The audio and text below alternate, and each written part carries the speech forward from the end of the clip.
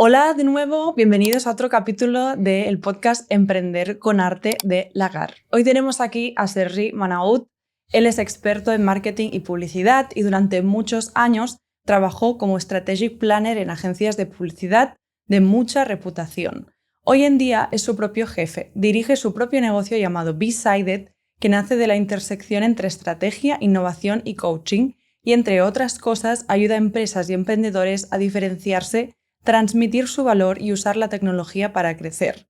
Hoy hablaremos de su historia, pero también de creatividad, oratoria y sobre todo de cómo puedes aprender a autopromocionarte de la mejor forma posible y siendo fiel a tu forma de ser y a tus principios. ¿Qué tal, Sergi? ¿Cómo estás? Bienvenido. Muy bien. Gracias. Gracias por venir aquí. Pues me gustaría que empezaras un poco explicando quién eres. Vale, me explico. Bueno, técnicamente la etiqueta que se me colocó fue publicista, porque hice la carrera de publicidad en los 90, hace muchos años, finales. Y después estuve en un instituto de investigación cuantitativo, hice copy testing y demoscopia. Y de ahí ya pasé a hacer temas de consultoría de marca y planificado estratégico para grandes marcas, principalmente en agencia de publicidad, hasta más o menos el año 2010. No, más o menos no, 2010, que dejó la agencia. Luego igual no nos da tiempo a entrar por qué. Y paso a temas de innovación.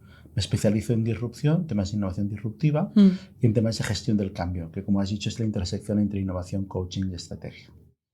Pues en paralelo pues hice lo que te dicen que tienes que hacer antes de los 40, pues un MBA, PNL, neuromarketing, me he seguido formando, doy clases, bueno, a ti te he dado clases. Sí, claro, es que tengo que decirlo, Sergi está aquí en parte porque es un crack, porque fue mi mentor en el programa Crea Media de Barcelona Activa, que lo hice el año pasado, ahora está en una nueva edición. Correcto. Me parece. Sí, ahora llegan al final.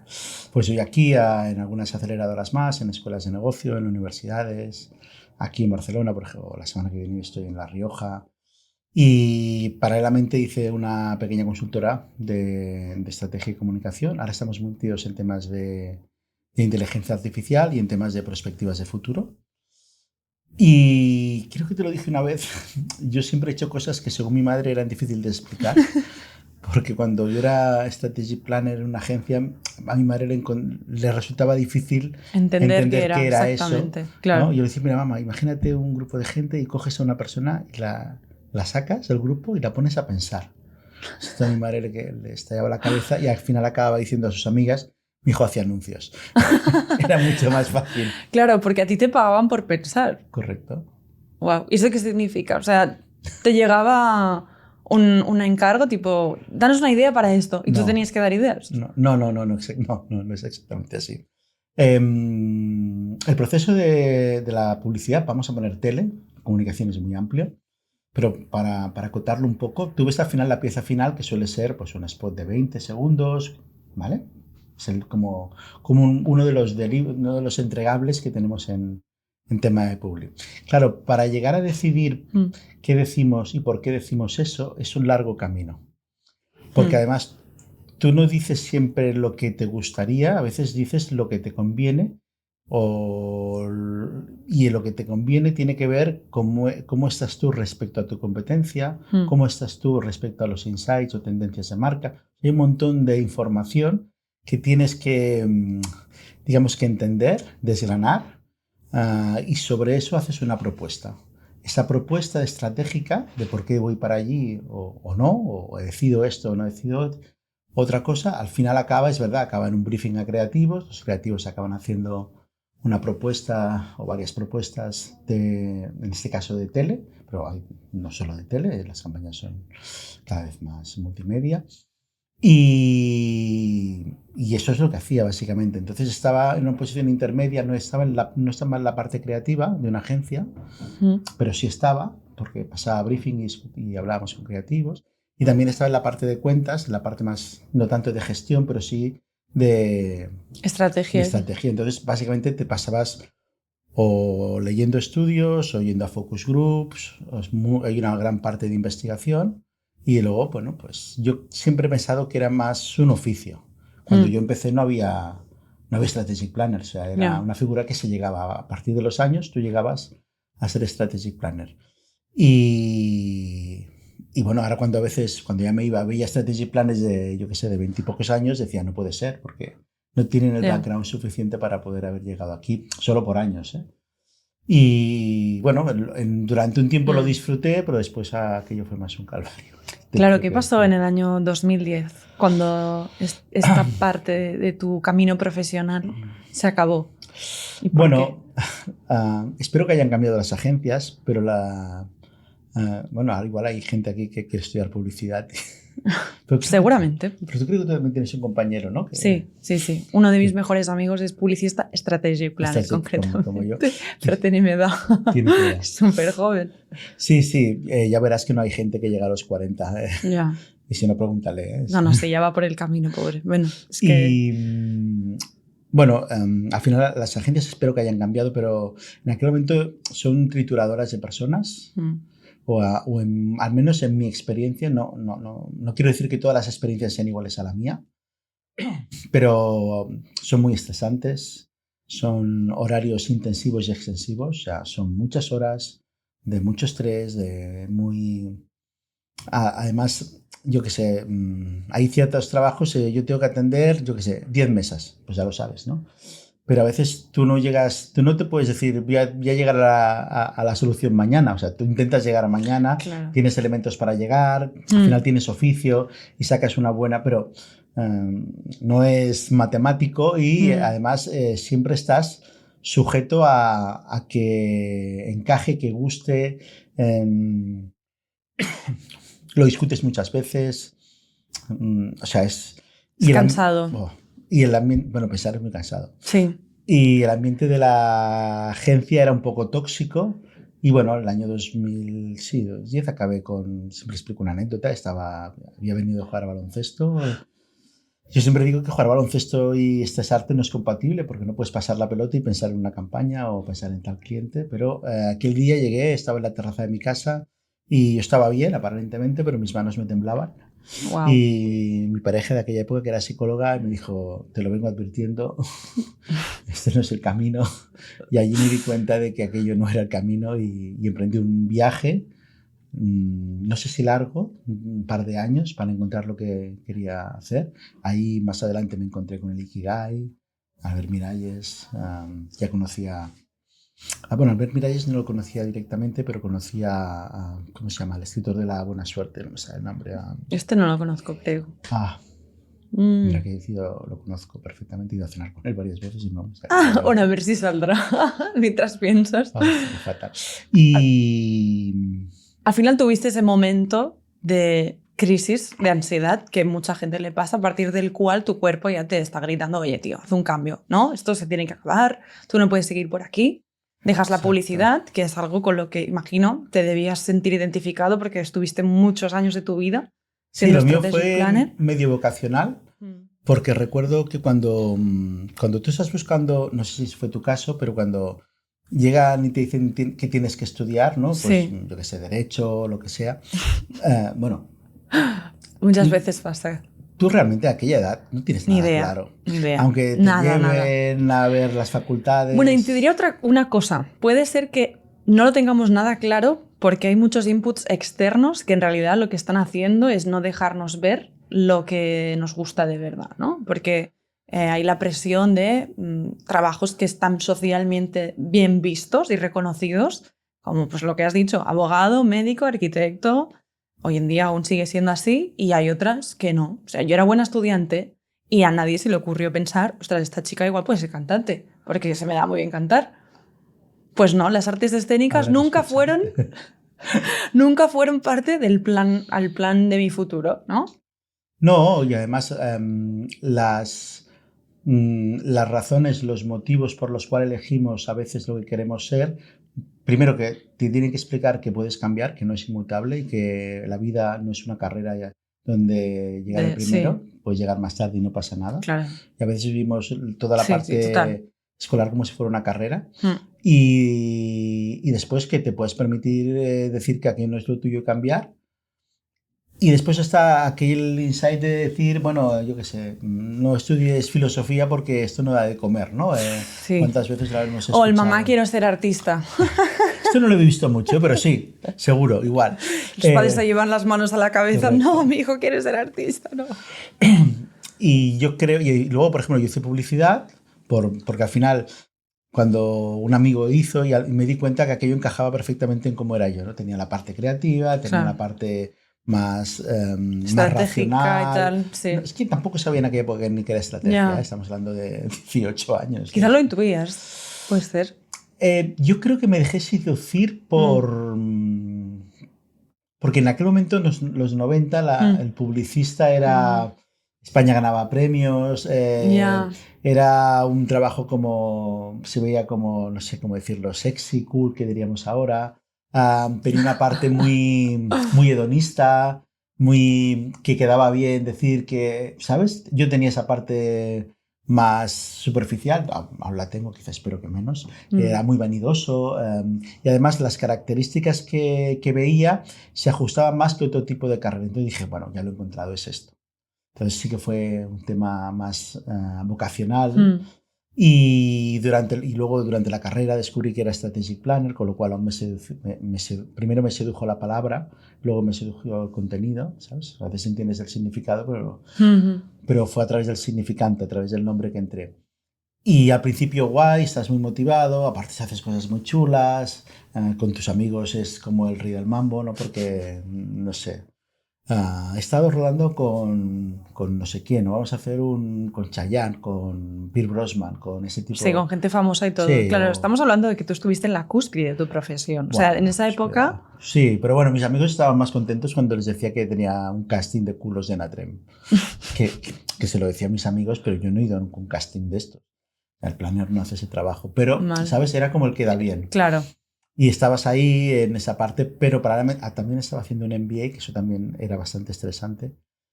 Pero acabé colapsando con un ambiente tóxico de muchos... Y al final descubrí a través de... ya te he dicho que estaba haciendo el MBA, pero un año anterior había escrito un artículo que se llama Innovation Dilemma, de Clayton Christensen, os lo recomiendo que lo leáis, que murió en el año 2020, en enero, o sea, un poco antes de la pandemia. Un gurú, lo podéis buscar, acuñó el término realmente de innovación disruptiva, bueno, no voy a tirar por ahí, pero... y sabes que ese artículo, hay algo que lees que te queda ahí, sí. Hay algo ahí, y cuando estaba buscando qué voy a hacer, pero he decidido que ya no voy a trabajar más en agencia. Lo que pasa es que tu background, todo es agencia. Entonces, ¿de qué vas a trabajar? Claro. Puedes ir a cliente, marketing, y ahí encontré... O sea, volví al artículo, digo, con mis características, había hecho con mi Ikigai, innovación. Vale. Y por eso luego emprendiste tu propio proyecto a partir de ahí. Bueno, es un caso curioso porque yo he intentado tomar decisiones muy estudiadas, a tal edad, tal esto, ¿sabes? Muy estructural.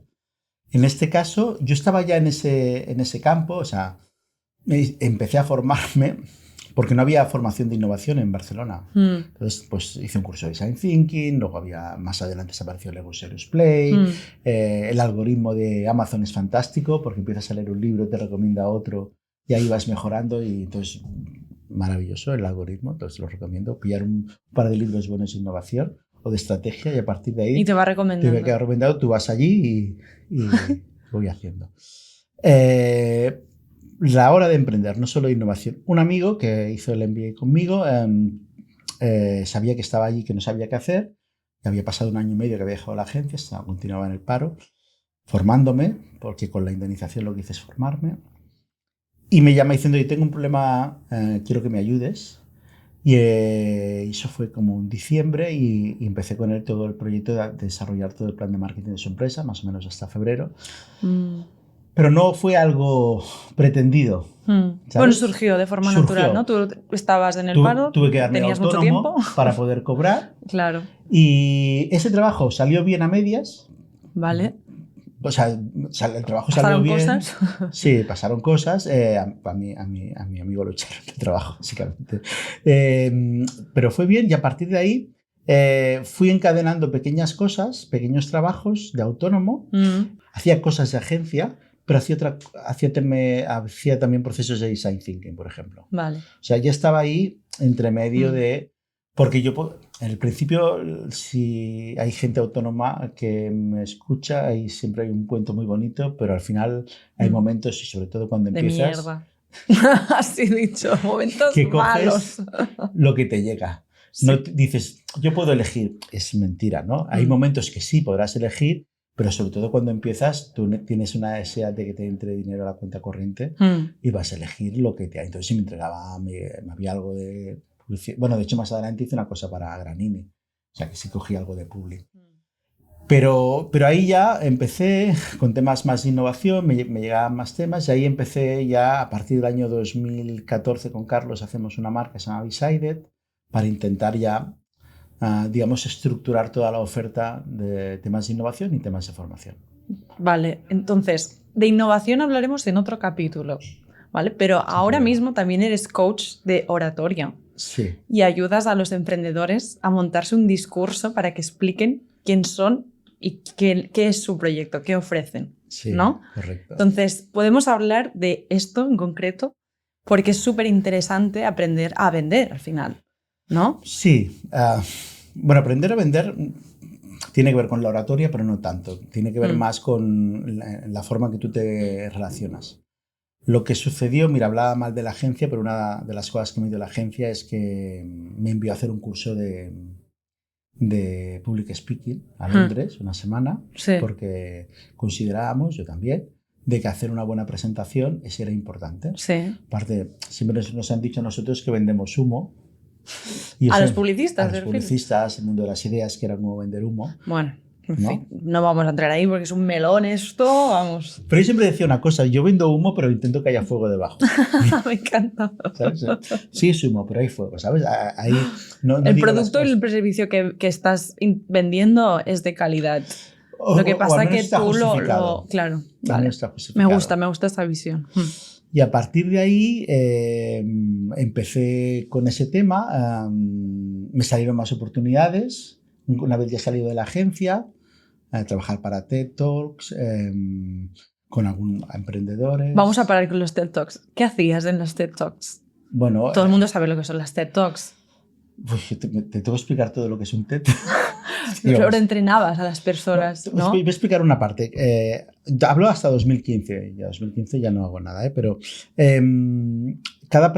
hay dos TED. Uno que es en Vancouver, ¿vale? Que es el gran nacimiento de TED, y otra que es como una franquicia que está en Nueva York que vende la licencia de poder hacer un TED. Ese TED lo hace una persona, un voluntario o varios voluntarios, no pueden ser empresas, solo pueden ser personas a título individual. Vale. O entidades educativas. La universidad, una escuela lo podría hacer, pero yo que sé, el BBVA no podría hacer un TED, ¿vale? Más o menos. Sí. Entonces, para que te den esa licencia, piensa que es el producto estrella de TED, ¿eh? Te piden primero que no ganes dinero, o sea, que los gastos y los ingresos estén equilibrados a través de entradas, de sponsoring, ¿de acuerdo? Se meten un poco con el tema que vas a elegir y las personas que has elegido para hablar de eso. Y como ellos lo filman todo, lo podéis ver, lo que intentan es que todo el mundo que habla en público pues lo haga bien. Sí. Entonces, los organizadores suelen contratar a uno o varios coaches de pitch para organizar ese TED, que pueden ser de X horas. Y en mi época, cada coach podía tener, o sea, cada persona podía tener unas 10 horas de coach de pitch para hacerlo bien. Con lo cual es muy difícil que veas un TED y que alguien lo haga mal. Claro, y eras tú la persona que entrenaba a los TED Talkers. Bueno, había más gente, pero tú eras uno de esos. Bueno, hay personas que saben mucho de su tema. Lo que pasa es que saber mucho de su tema no significa que lo sepan explicar bien. Claro. Entonces hay muchas técnicas de oratoria, de hablar en público y desestructurar bien todo el discurso hasta, bueno, a ti te he hecho formación. Sí. Yo he aprendido gracias a él. Y no sé, tenemos... Aquí es un tema interesante porque en este país esto lo tenemos bastante mal. Digamos que la gente que nos esté escuchando, pero seguro que hay excepciones, pero en una gran mayoría habrán hecho presentaciones, no sé si muchas o pocas, en toda su etapa formativa, Y su feedback suele ser bien, mal, me gusta, no me gusta. Y aquí hay poco más. Y a veces utilizan los discursos para evaluar el trabajo. Entonces tampoco a veces no prestan mucha atención si lo has presentado muy bien o lo has presentado Sí, como muy que mal. socialmente quizá no se le da tanta importancia al hecho de presentar y tener Cuando un buen presentar discurso. es súper importante. Claro. ¿Por qué es tan importante? Si tú no sabes venderte, no vas a vender. O vas a vender menos. Entonces, respecto a una competencia que sepa, sí, que tenga un producto parecido al tuyo y sepa venderse, el otro va a tener una ventaja competitiva. Y volviendo a aquello, entonces te das cuenta de que hay poco margen de mejora bajo ese feedback de lo haces bien o lo haces mal. Es muy difícil. Entonces, cuando te forman, básicamente te dicen cómo hablar en público, pero no solo eso. Y aquí es algo que la gente no se imagina, es pocas cosas están tan estudiadas como hacer un pitch. ¿En serio? Un regular pitch, o sea, un discurso de 1 hora o lo que sea, como un elevator pitch, que es el discurso el que tenemos muchas veces para los emprendedores. Todo está súper estudiado. Y la ventaja es que para todo tenemos solución. Y eso pasa poco. Vale, o sea, que no hace falta que nazcas siendo un buen vendedor, sino que puedes formarte con la persona correcta, que sepa cómo se estructurar bien el discurso y muchas otras cosas. Tener talento siempre ayuda. Claro, sí, evidentemente. Pero el esfuerzo siempre gana al talento que no se entrena. Y para muestra un botón, yo era tartamudo de pequeño. Cuando a mi madre le empecé a decir que daba formación para que gente hablara en público, mi madre alucinaba diciendo, sí, ¿de dónde vienes y dónde estás? Con lo cual lo mío no fue talento, fue esfuerzo. Y por ponerte un ejemplo, a veces es que el otro día la sangre me hervía, ¿no? Estaba enervado porque vi por Instagram a una persona que estaba haciendo como una sesión de coach de pitch. Y bueno, ya lo sabes, el algoritmo, pues si miras cosas de pitch, te muestra cosas de pitch. Y estaba mirando y lo miré, se quedaba a medias y luego había un enlace, lo fui a ver.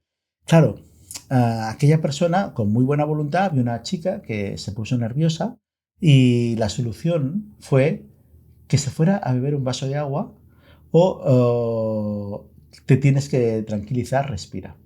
Claro, yo pensé, primero, no tienes ni idea cómo calmar a una persona y esa chica no la estás ayudando para calmarse si es su problema.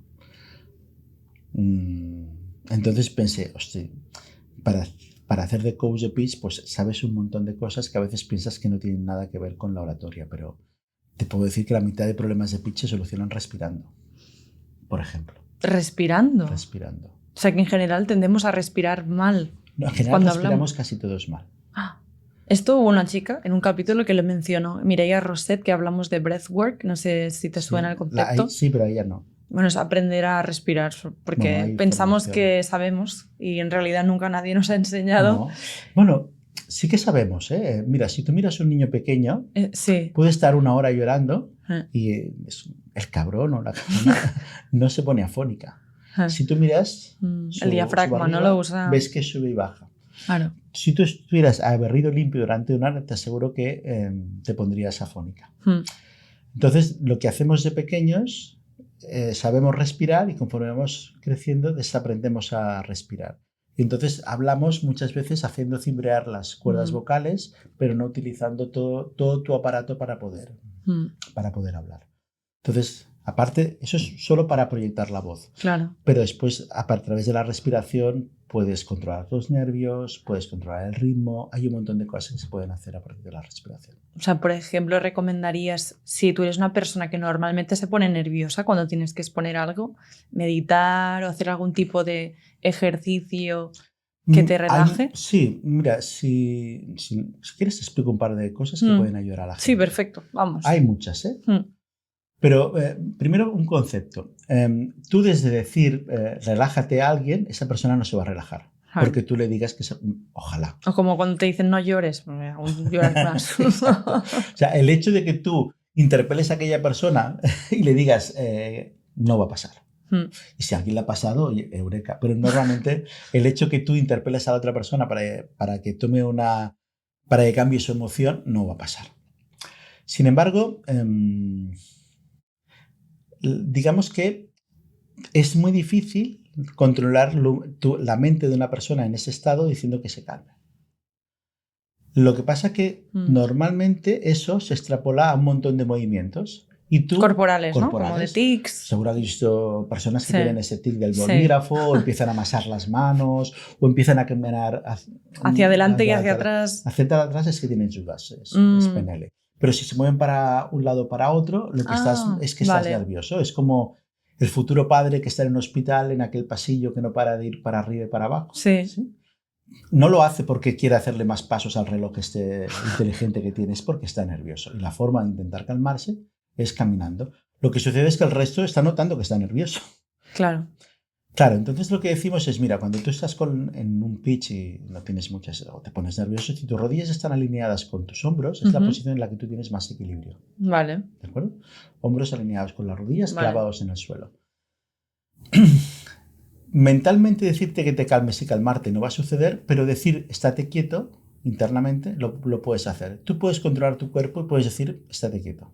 O sea, internamente decirte por dentro estate quieto y luego has dicho alinear las rodillas con los hombros. No te muevas. Como muy estable, ¿no? Estable, correcto. Los brazos por encima de la cintura, o por debajo no comunican, bueno, un montón de cosas. Y verás que a los pocos segundos el cuerpo le está enviando un mensaje a tu mente diciendo, oye, tampoco está pasando nada para que te pongas nervioso. Todo está bien. Todo está bien. Entonces tu mente empieza a relajarse. Con lo cual, es más fácil que te relajes controlando tu cuerpo que relajándote diciéndote no te pongas nervioso o nerviosa. Vale. Eso es un concepto. No es inmediato. O sea, al principio vas a notar los nervios aunque estés quieto, pero verás que aquello es como, ¿sabes? A partir de la escritura, la grafología, sí. Sabes que hay estudios de grafología. Sí, que pueden saber tu personalidad. Exacto. O puede identificar si eres tú o no eres tú a través de la firma, por ejemplo. Sí, sí. Lo que la gente, y seguro que muchos de vosotros y vosotras habéis experimentado, que no escribe igual cuando está nervioso o dependiendo de su estado de ánimo. Me tiembla el pulso cuando estoy nerviosa. O cuando vas o me sudan las manos y se me escapa el boli. Entonces, digamos que tú al escribir estás reflejando cómo te sientes o cómo estás. ¿De acuerdo? Tiene que ver con cómo eres normalmente y después tiene que ver con tu estado de ánimo en ese momento si está más o menos alterado. Lo que la gente a veces no sabe es que si tú conscientemente modificas tu escritura, modificas lo que eres y cómo estás. Ese concepto ¡Wow! Vaya hack. También pasa con el cuerpo. Si tú controlas, es lo que hace el yoga, si tú controlas tu cuerpo, y es más fácil que controles tu cuerpo que le des una orden a tu mente. Entonces, si controlas tu cuerpo, eso va a hacer que tu mente responda en consecuencia. Exacto. Después hacemos más técnicas. Una muy sencilla, ahora no recuerdo el nombre técnico, pero las personas, cuando pensamos en medidas humanas propias, se relajan. O sea, si os hago pensar que cerráis los ojos, no voy a hacer una meditación, que cerráis los ojos y penséis, intenta medirte la distancia entre tu hombro derecho y tu hombro izquierdo, entre tu hombro derecho y tu pie derecho, entre tu oreja derecha y tu oreja izquierda, o intenta pensar el volumen de líquido que puede caber en tu boca y te entretienes en eso y vas pensando en tus medidas humanas, los nervios desaparecerán. Porque tu atención se centra en algo. Exacto. Es como meditar en realidad. Cuando empiezas a meditar siempre es centra tu atención en tu respiración. Claro, pero tú dices, tengo un pensamiento negativo, tengo que pensar en otra cosa. Pero inmediatamente es como cuando te dicen, no pienses en un elefante y lo único que haces es pensar en un elefante. Eso no lo vas a conseguir. Pero si empiezas a pensar, oye, voy a medirme de un hombro a otro y lo vas haciendo, de repente estás pensando en eso, ¿sí? Y aquello que tienes allí que te está atada desaparece durante unos segundos. Con lo cual, antes de empezar, puede ser una buena técnica. También trabajamos mucho la seguridad en ti mismo. Siempre lo digo en las formaciones que hacer una presentación en público es seducir. No hay nada que seduzca más, nada, que la seguridad en ti mismo. Seguridad. El confidence es lo que más seduce. Seguro que tenemos amigos y amigas, ahora voy a dejarme ser un poco banal, que no, digamos que cuando repartían las caras estaban al final de la cola. Hmm. Sin embargo, ligan mucho. Sí. O tienen lo que he llamado ese éxito. Sex appeal que no es comprensible. Después hay estudios, ahora hago una regresión de que se ha estudiado que las personas, los guapos y las guapas, tienen una ventaja competitiva respecto a lo Ya. Volviendo al tema, ¿qué hacen? Porque si les das a elegir a esa gente, oye, te pongo una cara bonita o una cara fea. No, todos queremos ser guapísimos. Que Eso está eligen claro. la bonita. Sí, Sin sí. embargo, tiene que ver con su seguridad. Cuando tú te expones en una tarima o delante de personas, piensa que estás muy juzgado, con lo cual todas las Sí. tonterías que puedes tener están allí, se expresan porque todo el mundo te está mirando. Te sientes juzgado, tendrán más nervios. Las personas que se sienten seguras de sí mismas pueden comunicar mejor y pueden seducir mejor, porque comunicar es un acto de seducción. Claro, pero entonces esto significa que si yo, por ejemplo, no soy muy segura de mí misma, lo voy a transmitir. Tendría Correcto. que trabajar mi seguridad para ser mejor orador. Tenemos a través de herramientas como el mapa de la seguridad, trabajamos la seguridad en ti mismo y en ti misma, con lo cual a veces no trabajamos directamente sobre el pitch, sino trabajamos en cómo estás tú para que seas seguro. Podemos hacerlo, Vale. o sea, lo hacemos a la inversa. También trabajamos cosas como movimientos Bueno, de del tu cuerpo que decías. Cómo Sí. trabajamos también mentalmente. Claro, porque al final la seguridad en uno mismo, la mayoría de casos, es un trabajo de por vida. O sea, algo que no podemos pretender que en unos meses o en unos años, incluso me atrevería a decir, ya se solucione, a pesar de estar trabajando con cierta intensidad en esto. Depende de la persona y depende de sus inseguridades. Pero en caso de pitch trabajamos con personas con miedo escénico. Personas que dicen una palabra y se van llorando. De hecho, ahora, la semana pasada tuve un caso. Y en mi edición también hubo un caso. En mi edición de Crea Media también. Al final... Yo no sabía que esto podía pasar, ¿eh? O sea, no lo había visto nunca. Conseguimos que todo el mundo presente. No recuerdo ahora quién fue en tu edición, no digas el nombre, pero ¿pudo presentar? Sí. Sí. ¿Y lo hizo bien? Sí, lo hizo bien. Entonces lo conseguimos. Es verdad, y en ¿qué? Unas semanas, ¿no? Un mes máximo. Entonces trabajamos. Y lo de la seguridad en ti mismo, primero, nadie es seguro en todo. Nadie tiene seguridad en todo. Y si tú tienes seguridad en todo, es que eres un farsante. Sí, o un narcisista probablemente. Bueno, lo que quiero decir es que quizás no voy a conseguir que aquella persona sea insegura para un montón de cosas, pero voy a conseguir que para ese pitch sea segura. Vale, o sea, que cumpla su objetivo al final. Exacto. También trabajamos el diálogo interior. El diálogo interior es causante de un montón de infelicidad en el mundo. Sí, muy de acuerdo.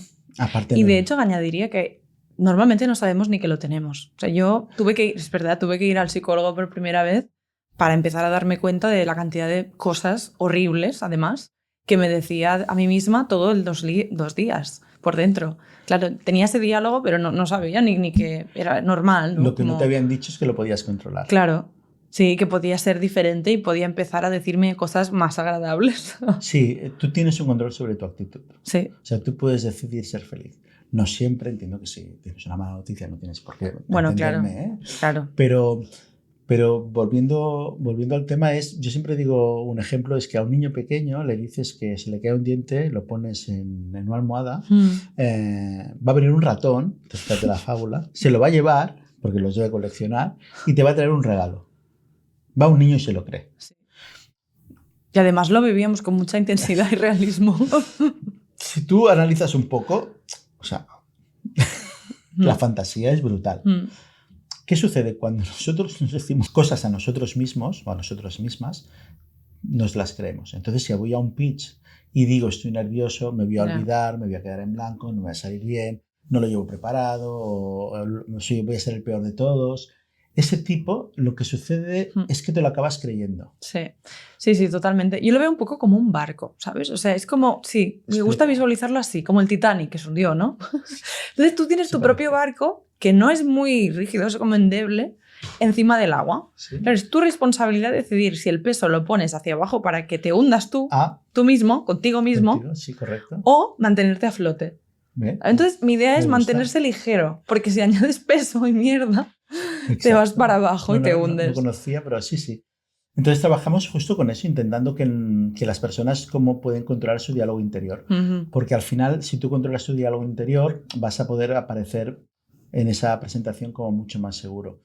Hay la célebre frase que seguro que conocéis es que tú eres... tienes que vivir a la altura de tus capacidades y no a la altura de tus creencias, porque normalmente tus creencias son limitantes. Oh, wow. Sí, sí, sí. Bueno, es que otro tema son las creencias limitantes, que ya... Porque a veces no eres consciente ni de la mitad de creencias limitantes. Por ejemplo, con el tema del dinero, tenemos un montón de creencias. Pero bueno, también da para otro podcast, Sí, no entraremos allí. Vale, hemos hablado de cuerpo, de psicología, sobre todo, dentro de cuál la seguridad. Pero también me gustaría hablar del tema estructurar el discurso, ¿no? Porque sabemos que también hay formas de hacer que la audiencia perciba mejor el mensaje y sea más memorable.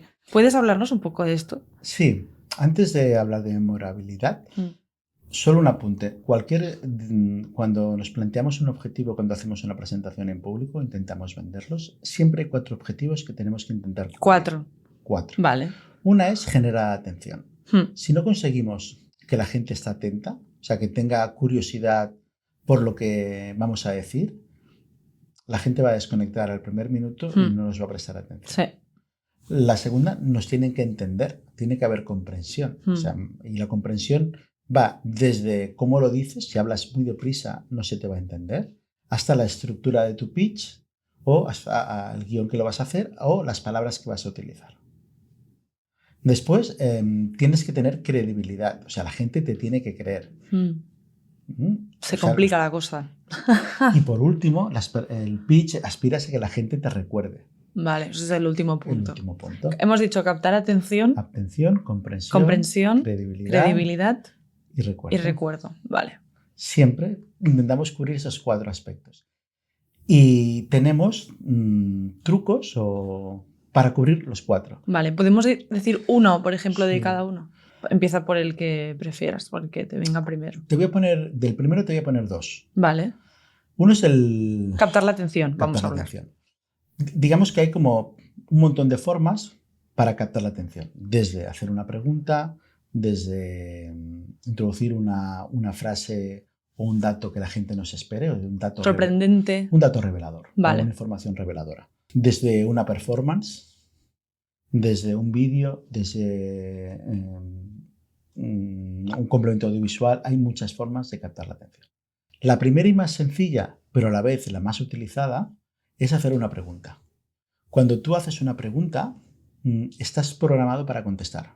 Tú estás discutiendo, te preguntan, discutiendo con alguien, acaloradamente, y te dicen, ¿qué hora es? O ¿sabes ir a tal sitio? Aquella persona deja de discutir para darte la hora. Es una cosa muy random. Sí, sí.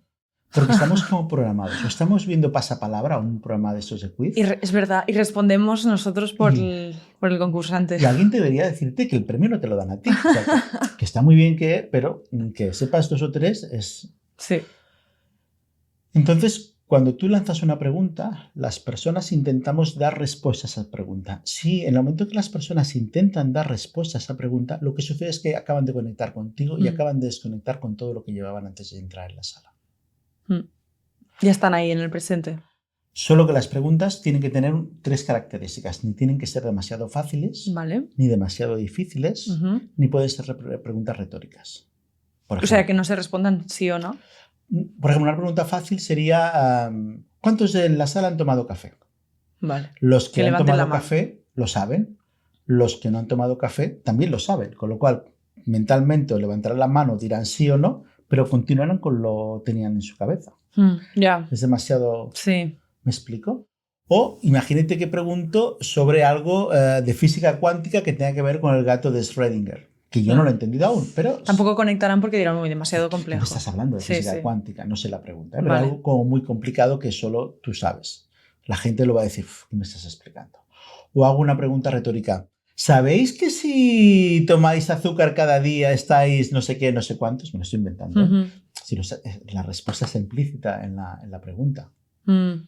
O sea, pues no lo sabía, pero claro, ahora ya lo sé. Como será más neutro, dirá, muy bien, vale. Entonces, al hacer una pregunta que le haga pensar a aquellas personas, después hay pequeños trucos. A veces la pregunta la puedes diseccionar en tres. Tres elementos por los que... ¿Sabéis los tres elementos por los que las personas pierden la confianza? Os avanzo el primero. El primero es dormir. Me lo estoy inventando. Sí, sí. La gente va a empezar a pensar que es el segundo y que es el tercero. Claro.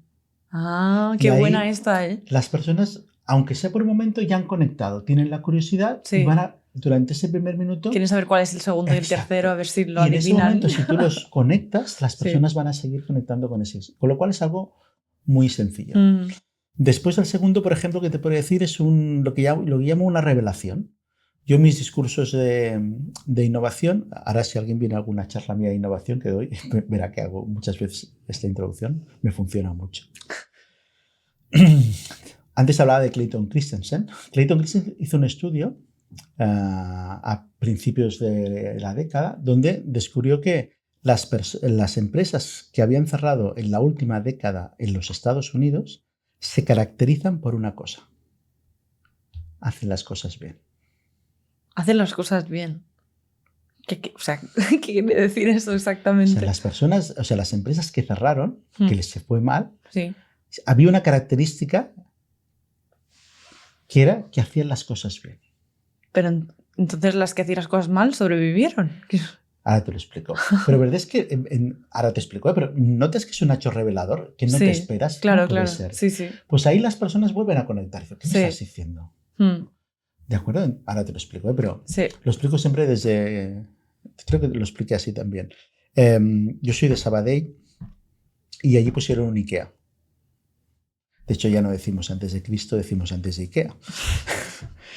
Y allí, en Sabadell, aunque os parezca, había tiendas de muebles que hacían las cosas bien. Sí. Sin embargo, vino una nueva oferta, disruptiva en este caso, que es IKEA, e hicieron que cerraran. Lo que hizo que cerraran las empresas no es que hicieran las cosas bien, es que vino una nueva oferta que las desplazó. Tus empresas no van a cerrar porque hagas las cosas bien, evidentemente las tienes que hacer bien. No es suficiente. No es suficiente hacer las cosas bien. Si las haces mal, seguro que van a bajar. Vas a cerrar. Pero las que haciendo bien las cosas no te da para sobrevivir X años. Pues eso es una frase reveladora.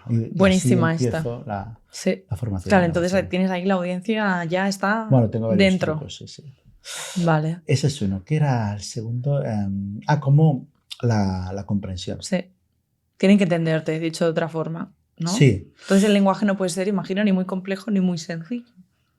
No, es mejor sencillo que complejo. Mejor sencillo. El problema es cuando entras con personas que utilizan muchos cultismos. Normalmente no sucede, pero a veces tienes personas que manejan una jerga propia de su ámbito. Si es un biólogo o si es un médico. Entonces, claro, igual para decir caderas te dicen cresta ilíaca. Claro, pero en ese sentido, imagino que es muy importante adaptar el discurso a la audiencia que sabes que tendrás. Si tienes médicos en la sala... Exacto. Lo puedes decir perfectamente, sin problema. Pero si no... Ahora, si un día vas con alguien y te dice me gusta tu cresta ilíaca, seguro que es del ámbito sanitario. Ya te lo digo ahora. Sí. ¿Me explico? Sí. Entonces tienes que ir con cuidado. Pero siempre, solo dos cosas. Una es la estructura. Cualquier presentación empieza por la estructura. Y la estructura tiene que ver qué digo primero, qué digo segundo. Si no tengo una buena estructura, voy a perder comprensión, perderé el hilo de lo que digo, no seré eficaz en el mensaje.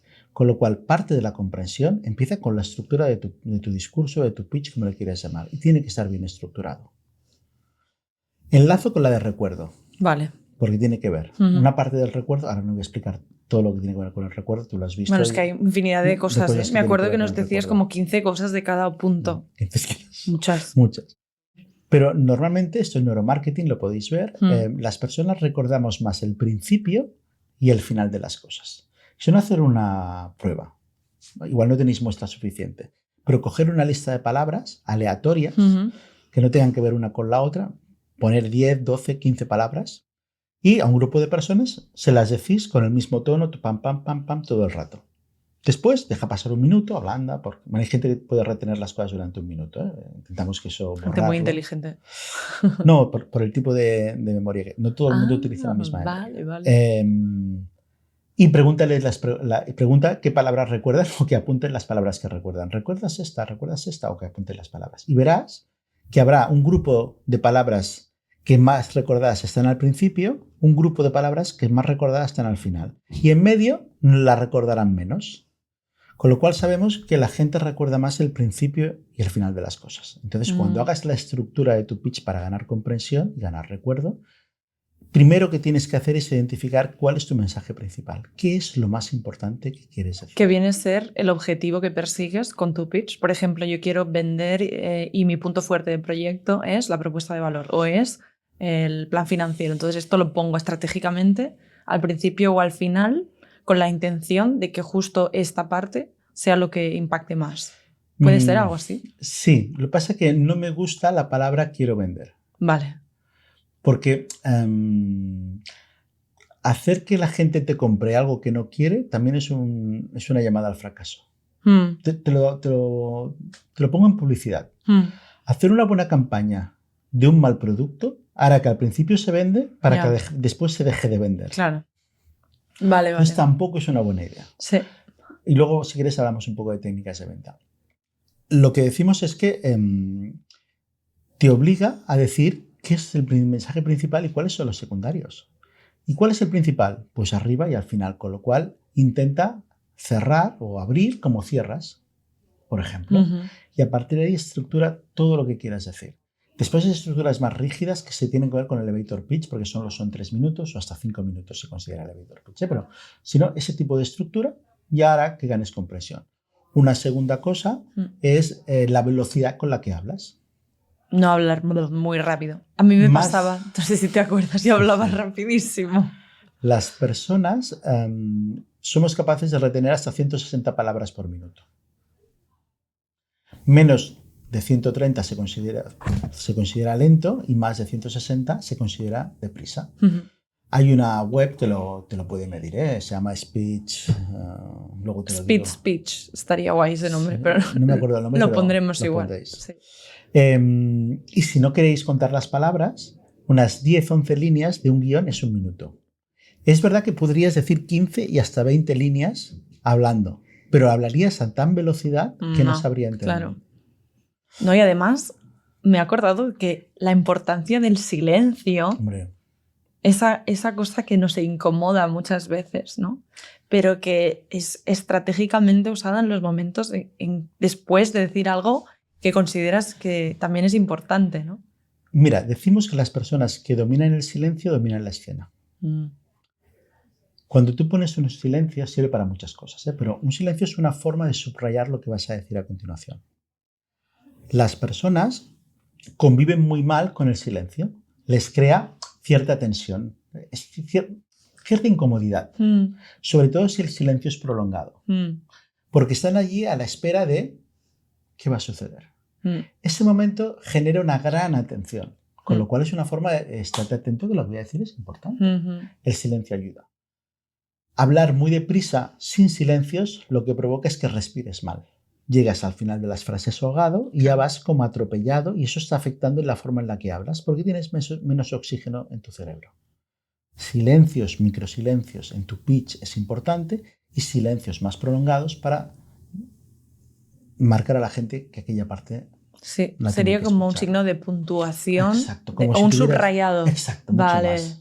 Es mucho más subrayado. Sí. Entonces, el uso de los silencios, ya veréis que las personas que son capaces de mirar a una audiencia que quedarse en silencio, estás dando cuenta de que está dominando la escena. Vale. Lo notas. Hemos dicho ya muchas cosas. También hablamos de la prosodia. La prosodia es una forma también para... O sea, la prosodia es la acentuación exagerada de una vocal. Muy bien, pero que te acuerdas. Sí. Buen alumno. Lo que decimos es que hay personas que tienen como... En catalán llamamos cantarella, tienen como un ritmo que es na na na na na na na na na na na na na na na na. Imagínate todo un pitch con ta ta ta ta ta ta, o personas que tienen un tono súper lineal y siempre están en el mismo tono y no pasa nada y están en este tono todo el rato. Lo están diciendo bien, vocalizan bien, pero están en un tono muy neutro. Esto también como aburre.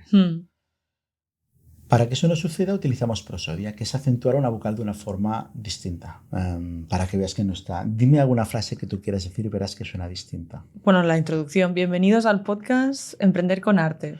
Tú dices, bienvenidos al podcast Emprender con Arte. Esto diríamos que es correcto. Sí. No hay nada más. Pero imagínate que pones la acentuación en la palabra. Bienvenidos al podcast Emprender con Arte. O bienvenidos al podcast Emprender con Arte. Cada vez que haces el acento, cambia, ¿eh? la gente está ahí. ¿Qué pasa? Sí. Entonces, utilizamos la prosodia para, en momentos puntuales, utilizarla.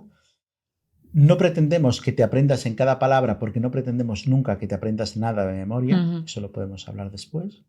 Lo que pretendemos es que tú, de forma natural, ya utilizas la prosodia. Solo que date cuenta cuando lo estás utilizando y exagéralo.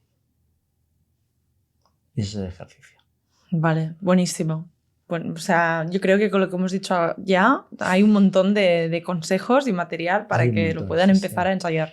Y lo último que faltaba era... ¿Falta alguno? La comprensión, ¿no? No, hemos dicho la credibilidad. Vale, pues sí, es el punto que falta. ¿Cómo ser, claro, que suene creíble? Digamos que hay dos grandes corrientes. Una es Schopenhauer, el arte de llevar la razón, lo podéis leer, creo que son 38 armisticios. Si lo supierais, siempre llevaríais la razón. Con lo cual, claro. Tenemos suerte de que los esto es políticos convencer, llevar la razón, vale. Y luego tenemos... Argumentar a favor tuyo, exacto, digamos, ¿no? Lo que los abogados dominan. Deberían. No tengo conocimiento tanto para ver, solo lo he visto en las películas, con lo cual no te puedo decir. Pero Aristóteles ya hizo como una gran disertación sobre eso y lo dividió como en 3 partes. Logos, etos y patos. Bueno, esos son nombres técnicos. Vamos a introducir. Cuando tú, por ejemplo, añades una estadística, imagínate que dices... Un dato, un 85% de la población... El 15% de las personas que escuchan un podcast repiten. La Asociación de Podcast de España, me lo invento, no tengo ni idea. ¿Te lo crees? Ni preguntas la muestra, ni nada. Simplemente te lo crees. O hay un estudio, recuerdo, hay un estudio que salió que por qué la gente había votado a Donald Trump. ¿Por qué los inmigrantes habían votado a Donald Trump? La gente queda como sorprendida. Bueno, pues el estudio venía a decir que el principal competidor por un puesto de trabajo de un inmigrante no era un americano, era otro inmigrante. Bueno, pues hay un estudio que eso, leamos logos y decir ese tipo de datos, basado en la data, genera credibilidad. O algún tipo de... Hay una técnica que se llama similitudes, esto está en el ethos, es cuando tú comparas algo que conoces, que todo el mundo conoce, con algo nuevo. La gente genera la ilusión de que lo ha entendido y que lo ha comprendido. Y si lo ha comprendido, sí, ¿qué cree? Es el Wallapop de los podcasts, o es el Apple de lo que sea, o es... el Netflix o es el Ferrari de las motosierras. Sí, vale. Es el Ferrari de las motosierras, que son rojos, el mejor que van rápidos, hay un montón, pero la gente entiende el concepto. Hombre, intenta que el concepto tenga relación con tu producto, porque si no también va a cantar como una almeja.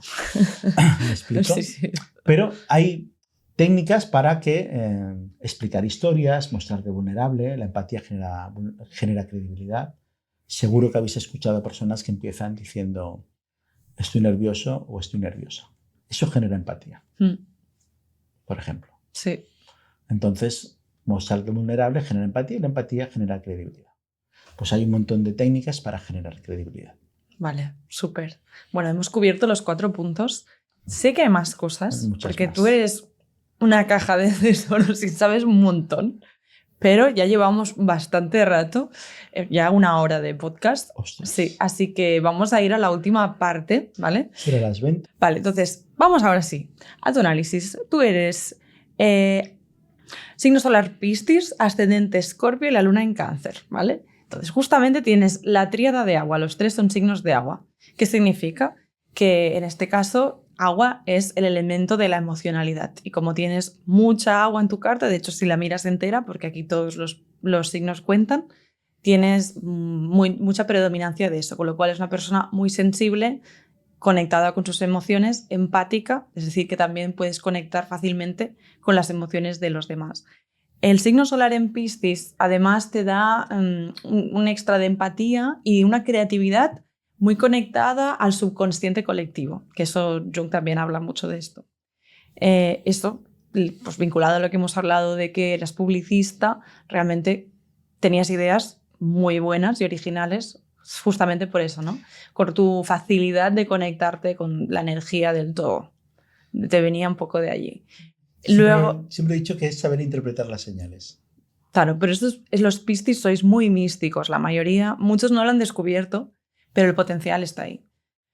También hay que saber que el sol es el signo en el que brillas. El sol brilla, ¿no? El astro del sol brilla. Sí, sí. Y a veces hay una lucha de integrar ese sol, de no permitirte brillar. Así que parte del camino vital es permitirse eso, reconocerse a uno mismo como el sol que eres, aceptar que tú eres de esta forma. También esto tiene que ver con el ascendente, que en este caso es Escorpio.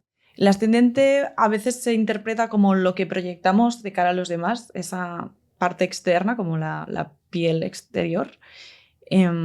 Hay veces en que no es así, sino que se invierte, pero normalmente sí, y se integra a partir de los 28 años, más o menos. Y en este caso, un ascendente Escorpio va relacionado con lo oculto, la sexualidad también, lo tabú, tiene una profundidad psicológica tremenda. De hecho, los Escorpios podemos ser, porque yo soy Escorpio de Sol, muy manipuladores, si queremos. ¿Por qué? Porque vemos más allá de la superficie, justamente. Yeah. Tú, sin quererlo, tú ya ves cosas Solo hace en falta- los demás, claro. Haces un análisis psicológico casi al momento de la persona que tienes delante y estás viendo mucho más allá de las palabras, de lo que está queriendo mostrar la otra persona. Sí, Eso es sí. un don. Bueno, yo hago preguntas. Entonces a veces me preguntan, Claro, ¿cómo y te sabes tanto gusta de mí? además indagar Y digo, ahí, porque ¿no? pregunto Sí, mucho. sí, sí. Y también te da un toque así un poco obsesivo, ¿eh? Cuando te gusta mucho un tema, te metes hasta el fondo, hasta que consigues destriparlo, desgranarlo y saber hasta el último punto y coma de eso. Y por último, la luna en Cáncer. Bueno, la luna tenemos que saber que rige el signo de Cáncer, o sea que se encuentra muy a gusto en Cáncer. Ahí podemos decir que para ti es importante la casa, el hogar y la estabilidad emocional, ¿no? O sea, tener un círculo estable tanto en tu familia genética o creada, a ti es lo que más seguridad te da y es muy importante que lo tengas, porque si no, con alta probabilidad te desestabilices. También al ser Piscis es un signo mutable, que significa que se adapta muy bien a los entornos en los que está, así que a veces puedes perder un poco tu identidad, no saber cómo eres exactamente, porque te metes en un grupo X y eres así, te metes en otro y eres de otra forma. Todo eres tú, ¿sabes? Pero con esta alta mutabilidad y empatía hay tendencia a desdibujar el límite entre el yo y el otro. Esto es muy en profundidad, ¿eh? Vale. Entonces, ahora sí, yendo al tema de carrera de vocación, tenemos la casa 10, que se sitúa en Virgo y no hay ningún planeta, ¿vale? Entonces, ¿qué significa? Virgo justamente es el opuesto a Piscis, opuesto complementario, sí, no sé si lo Virgo es sabías. septiembre, ¿no? Sí, sí, sí. Bueno, finales de agosto, hasta 21, Sí. 22 de septiembre. Entonces, tu vocación está fuertemente ligada al orden, la precisión, el servicio y la mejora continua, ¿vale? Aunque igual puedes parecer un poco caótico o emocional por el tema Piscis, cuando se trata de lo profesional necesitas estructuras, rutinas, todo esto. 100% de acuerdo. Pues es tal cual. O sea, justamente es como que puede ser un caos, pero cuando estás en tu trabajo, Exacto. eso Hasta es... exijo que la mesa esté limpia de todo. ¿Hasta? Que cuando empiezo a trabajar que no haya Como nada. todos, sí, sí, un poco TOC, ¿no? Sí, tengo varios toques. Y luego tenemos a Saturno, que es el regente de esta casa 10, que está en Géminis, en la casa 7. Con lo cual, casa 7 es la casa de las relaciones. Sí. Siempre aprendes muchísimo a través de relaciones profesionales. Para ti es importante. Las personas con las que te juntas para trabajar. Sueles aprender mucho de ellas, son muy nutritivas para ti. Por ejemplo, antes me has mencionado a tu socio, en este caso. Pues ahí hay un tema. Sí, también pasa lo contrario, cuando estoy en entornos que las personas, me ha pasado con jefes, no sé si tiene que ver, que no los admiraba, ¿vale? Porque pensaba que no tenían el nivel, o sí. Porque igual yo lo pensaba. Sí, sí. Mi relación con ellos no era desde la admiración, sino era, a ver si me lo quito de encima, que eres un pesado. Ya. O no me aportas gran cosa. Claro. Bueno, sí, puede ser, porque al final la casa 7 siempre es el otro y hay mucho que aprender a través del otro, sea para bien o sea para mal. Siempre te reflejan partes de ti mismo que, bueno, pues hay que ponerles un poco de atención, ¿no? Pero sí, yo esto también lo tengo, o sea, que ahí también un patito. Somos igual. Y luego, por último, casa 5, que es la de la creatividad, proyectos personales e hijos también. Bueno, esto me lo he olvidado antes, pero Tengo un hijo. cabe decirlo, ¿vale? Maravilloso.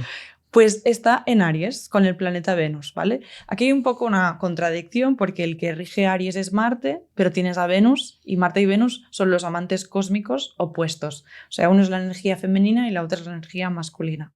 Es decir, que sí que tienes mucha capacidad de iniciativa por ese Aries de la casa 5 y a la vez combinado con Venus podemos decir que igual esto suaviza un poco tus acciones, pero también te da esa intencionalidad de encontrar la belleza, el equilibrio y la estética en todo lo que hagas en cuanto a emprendimiento se refiere. O sea, tú tienes que hacer siempre las cosas muy bien, que quede bien presentado, pulcro, bonito. Sí, esto es algo que tú valoras mucho en cuanto a proyectos se refiere. Sí. Y como hemos hablado antes de Géminis también, creo que tu Sol también estaba en la casa 3, de hecho. Sí. Casa 3 es la de Géminis, así que esto te da un don comunicativo importante, además de tener Mercurio y Sol en conjunción. Mercurio es el planeta que rige la comunicación y la mente, y el Sol es tu identidad. Así que claramente eres una persona que se identifica como un buen comunicador y además con esa parte que hemos dicho de coach y profundidad psicológica, tienes la capacidad de acompañar a otras personas para que mejoren sus capacidades comunicativas desde esa vertiente emocional y empática. Vale, ¿puedo hacer una pregunta? Sí. Ahora ya tengo más ganas de profundizar en esto. Sí que se nos va de las manos, ¿eh? No, pero claro, esto conecta mucho con toda esta parte del destino. Sí. ¿De acuerdo? Vale. ¿No? O sea, tú eres... Bueno, a ver qué dices y yo te respondo. Voy a intentar suavizarlo. Pero hay una parte que conecta, hay toda una corriente de que tú estás como predestinado a, o tienes un destino que está marcado. Sí. Y yo siempre me he revelado, he sido rebelde en cuanto a eso. Mira, el destino te lo haces tú y tú podías ir por un camino y he tomado otro. Entonces, claro, el día que naces y la hora que naces, que es lo que me has pedido, eso es inmutable. Claro, eso determina tu carta. Vale, al respecto del destino. De lo que hemos hablado son una serie de energías que están a tu disposición, pero es de tu libre elección y albedrío cómo las trabajas, si las desarrollas o no. O sea, yo a través de esta carta puedo decirte, tú potencialmente eres un buen comunicador, pero si tú nunca lo trabajas, no lo vas a hacer. Vale. Entonces, la idea es como la indagación apreciativa, ¿eh? Trabaja sobre la abundancia, sobre lo que ya tienes, mejor que trabajar sobre tus carencias, sobre lo que no tienes. La lectura que hemos hecho ahora sí, pero también podría, porque lo he enfocado más hacia el lado positivista de la luz, pero podríamos habernos metido en las sombras. También está, se puede ver. Claro. De hecho, para mí ambas cosas son interesantes, ¿no? Al final se trata de desarrollar los aspectos donde la energía fluye con más facilidad, pero también trabajar donde se ve que hay, por ejemplo, cuadraturas, que son posiciones donde la energía no fluye tan fácilmente. Esto, pues normalmente se dice que ahí requiere más de tu parte para que se pueda desarrollar. Pero justamente por eso, aquellos aspectos en los que de entrada parece que no puede ser bueno, al tener esa dificultad es donde hay más potencial para que acabes siendo un maestro. Pero bueno, es una herramienta más como otras para facilitar el camino y en la medida de lo posible, si eso, al explicarlo a alguien resuena con esta información, ya tiene una nueva vía por la que empezar a explorar. Y bueno, antes de terminar, dinos dónde podemos encontrarte si nos ha gustado, que seguro que sí, todo lo que has contado. Bueno, en LinkedIn, después en la web de Decided y próximamente, ahora tengo el dominio y estoy haciendo la web, una web que se llama Smart Future, o sea, futuros inteligentes, futuros listos, donde hablamos de estrategia, de perspectivas de futuro, de ediciones de futuro, cómo podemos editar el futuro, que es un concepto muy, muy divertido. Y también veis cosas de IA. Muy interesante. Y esto, la idea es que después de verano esté. Pues en el próximo capítulo que grabemos, espero que vengas y nos lo cuentes. Perfecto. Muchas gracias, Sergi. Y gracias a vosotros por estar aquí y escucharnos. Nos vemos en el próximo episodio. Muy bien.